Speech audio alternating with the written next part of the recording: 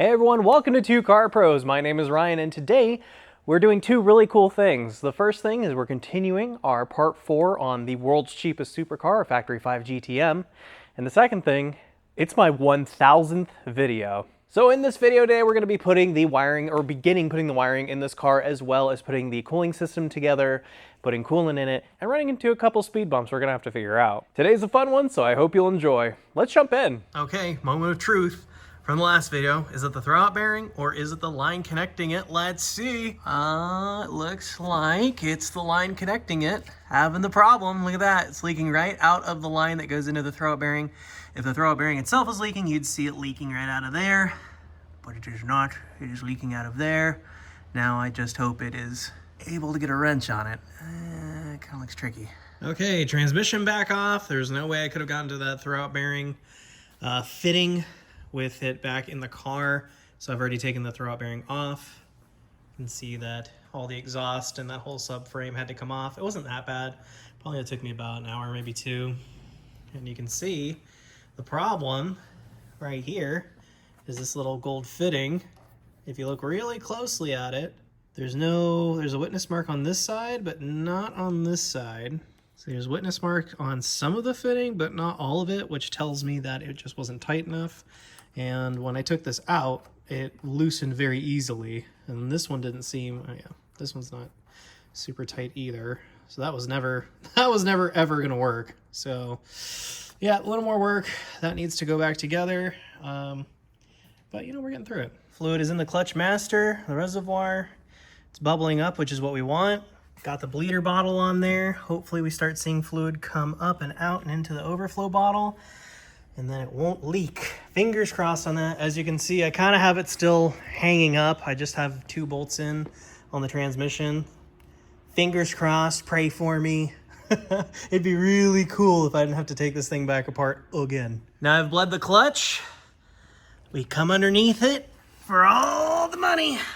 Let's see how we did. All right, let's take a look, see if we're dry. Oh, looking pretty dry right there, doesn't it? That's looking dry too. Now, a cool thing is, since we have the access panel off, we can actually watch it work. Look, it pushes it out. Isn't that neat? Do it again. Oh, that's cool. All right. I think we're out of the woods. Okay, it's been a few hours. I have actuated the clutch quite a few times just to see. And now we'll take a look under here. Yeah, no leaky. Bone dry. That is so cool. Now we can move on. And then the next thing we're going to be working on is right here, is connecting the send and return for the cooling lines that go up to the water pump there, the electric water pump, and finish off the steam lines. If I hook these up and get the steam lines all done, the cooling system is completely finished. So we'll work on that next. All right, so cooling system all hooked up. All the tubes are actually hooked up to the radiator and engine. I did have to buy this tube, surprisingly expensive, for the silicone tubes. And they come up these custom tubes up into what would normally be the thermostat housing, and then the actual water pump itself right there. And that'll be plugged into an electric power supply on a relay. So that's how that will go. So now I think it's time to put some coolant in it, because I already hooked up the steam lines up top, so I'm gonna do that. All right, cooling system has been filled up. It's holding coolant. It's blurping up every once in a while, which is cool, and why I'm leaving this on like this. I have the battery hooked up to my Shop Pig battery, and you can hear the pump going. So the pump is working, and it is cycling coolant through the system. And so far, we check underneath. Yay! Nothing on the floor, which is super cool. So I've moved on to another job. I put the exhaust back on because I want to be able to run it while it's in this kind of go-kart state. So another cool thing I want to show you is right here in the passenger footwell is this panel. I'm riveting it in, and normally you'd use a rivet gun. You have that squeezy kind that kills your hand, and that's fine for like 1 or 2 rivets, but check this out, an electric rivet implement. So put the rivet in the hole, put it down, pull the trigger once, and you're all done. I think this thing was like 80 bucks. I know it's the knockoff one, but it does take a DeWalt battery, 20 volt. I bought this with my own money. I'm not sponsored or anything, but you know, I definitely recommend it if you have a ton of rivets to do like I do, because the whole car is basically rivets. So that is a really cool tool, and I definitely recommend it. And in case you're wondering what it's doing behind the scenes, check this out. This is how a rivet works. I know it kind of flew off screen there, but you're left with this piece of the rivet that goes into whatever 2 pieces of sheet metal you're trying to fasten. And then you have the tail that just goes in the trash. How cool is that? I know this kind of looks like a spaghetti mess, but I promise it is very easy. This is the actual painless fuse block, and it has all the wiring to make this car work, and everything is labeled. Let me see, like, okay, let's cigarette lighter, not gonna have that.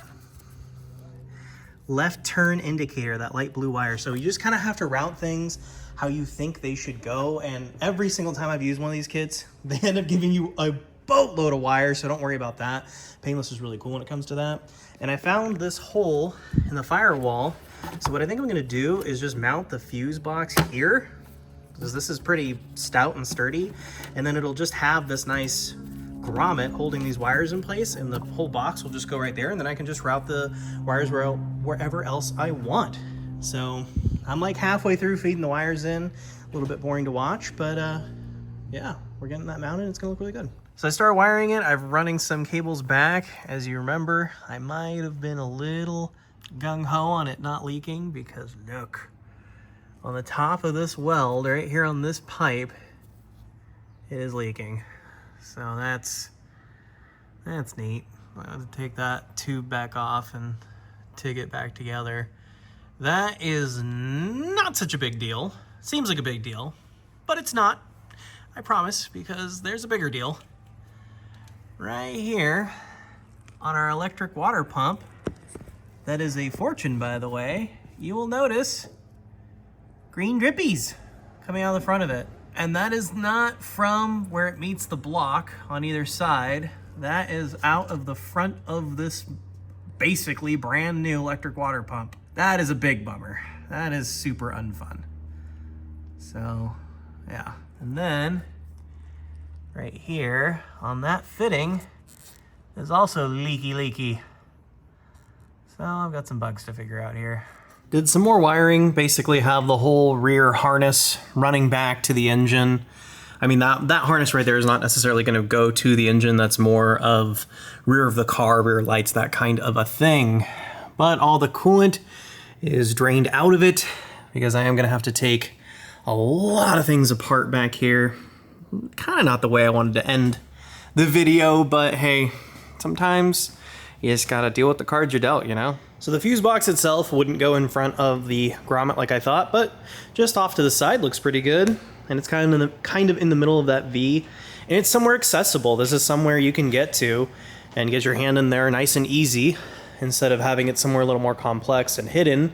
But it'll be under the front hood, so good enough. I already have the neutral safety switch hooked up. That's these purple and orange wires. They go down to the clutch right there. So that is already hooked up. So that's our first circuit officially hooked up. And then I've just kind of ran everywhere to where I think they're going to end up being. That's just kind of how you wire things. You just kind of lay them where you think they're going to go and move from there.